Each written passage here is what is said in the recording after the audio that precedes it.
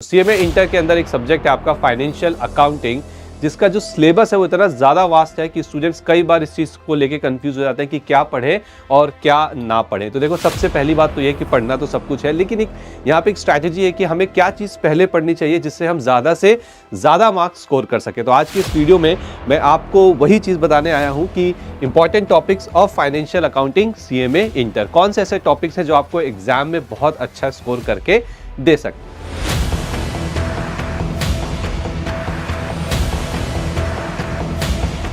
तो देखिए, सबसे पहले यहां पे आप जैसे देख सकते हैं स्क्रीन पे, ये आपके फाइनेंशियल अकाउंटिंग के अंदर अकाउंटिंग फंडामेंटल जिसकी वेटेज है 15%, स्पेशल ट्रांजैक्शन जिसकी वेटेज है 10%, फाइनेंशियल स्टेटमेंट जिसकी वेटेज है 20%, पार्टनरशिप की वेटेज है 20%, ब्रांच डिपार्टमेंट 15% और अकाउंटिंग स्टैंडर्ड 20%। तो बेसिकली मैंने आपकी सीएमए इंटर का जो पूरा सिलेबस है यहाँ पे सेक्शन वाइज उसे बांटा हुआ है विथ वेटेज। लेकिन सवाल ये है कि क्या सर हमें ये सारे के सारे टॉपिक, सारे के सारे चैप्टर्स पूरे पढ़ने हैं? तो देखिए, ऐसा नहीं है, पढ़ना तो पूरा है, लेकिन कौन से ऐसे इंपॉर्टेंट टॉपिक्स हैं जो आपको एग्जाम में बहुत अच्छा स्कोर लाने में मदद करेंगे, वो मैं आज आपको बताने जाऊंगा। ये वीडियो उसी के ऊपर है। तो देखिए, अकाउंटिंग फंडामेंटल जिसकी वेटेज 15% है, तो इसे आप नकार नहीं सकते।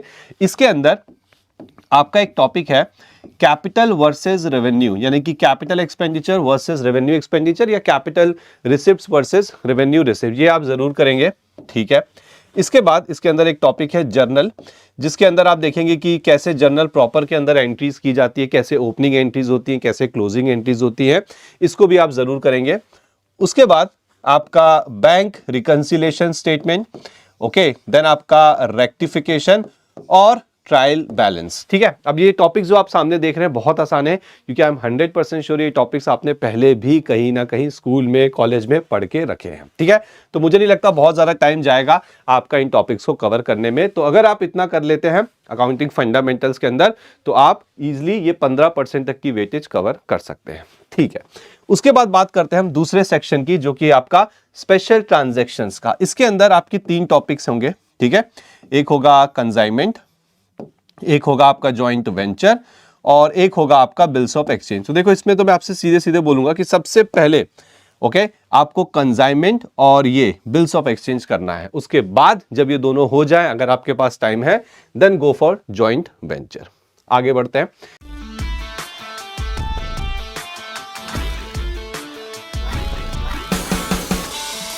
इसकी वेटेज आप देख सकते हैं सिर्फ 10% है, कम है इसकी वेटेज। तो कंसाइनमेंट और बिल्स ऑफ एक्सचेंज आप पहले करिएगा। अगला सेक्शन है आपका financial statements, very very important. आप इसकी वेटेज भी देख सकते हैं, 20% की वेटेज है। नाउ फाइनेंशियल स्टेटमेंट के अंदर आपको कमर्शियल ऑर्गेनाइजेशन के भी फाइनेंशियल स्टेटमेंट बनाने हैं, यानी कि पीएनएल, बैलेंस शीट, ठीक है। आपको नॉन प्रॉफिट ऑर्गेनाइजेशन के भी बनाने होते हैं, और इनकम्प्लीट रिकॉर्ड से भी आपको फाइनेंशियल स्टेटमेंट बनाने होते हैं। तो आपको क्या करना है बच्चों, जब आप इस चैप्टर पे आओगे तो आपको ना कमर्शियल ऑर्गेनाइजेशन और एनपीओ, इसके फाइनेंशियल स्टेटमेंट जरूर बनाने आने चाहिए। आपको PNL, balance sheet, then NPO के केस में receipts and payment account, income and expenditure account, ये बनाना आना चाहिए। तो ये 2 तो आपको डेफिनेटली करने ही करने हैं। बात करते हैं पार्टनरशिप अकाउंटिंग की। तो इसके लिए तो मैं सीधे बोलूंगा, इसमें कोई चॉइस नहीं है, यहां पे आपको पूरा ही करना है, फुल सिलेबस। पार्टनरशिप अकाउंटिंग में आपको फुल सिलेबस करना है। इसकी वेटेज देख रहे हो 20%।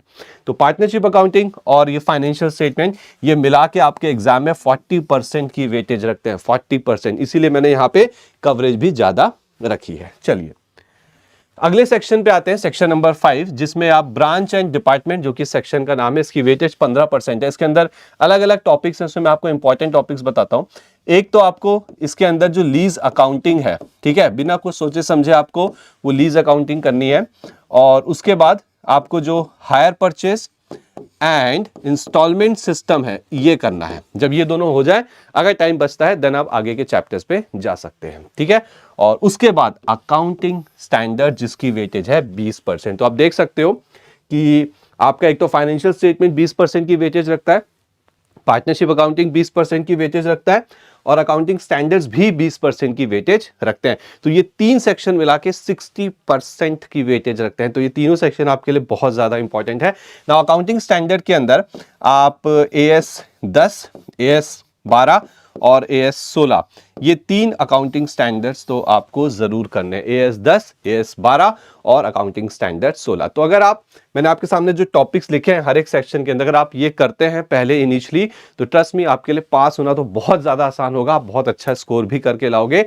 बट इसका मतलब ये नहीं है कि जो बाकी के चैप्टर्स इसके अंदर है वो आपको नहीं करने हैं। ये जो टॉपिक्स आप सामने देख रहे हो ये आपको पहले पिक करने हैं जब आप अपनी CMA इंटर फाइनेंशियल अकाउंटिंग की प्रिपरेशन कर रहे होंगे। तो अगर आप हमारे चैनल में नए हैं तो आप हमारे चैनल को जरूर सब्सक्राइब कीजिए और नोटिफिकेशन बेल पे जरूर क्लिक करिए।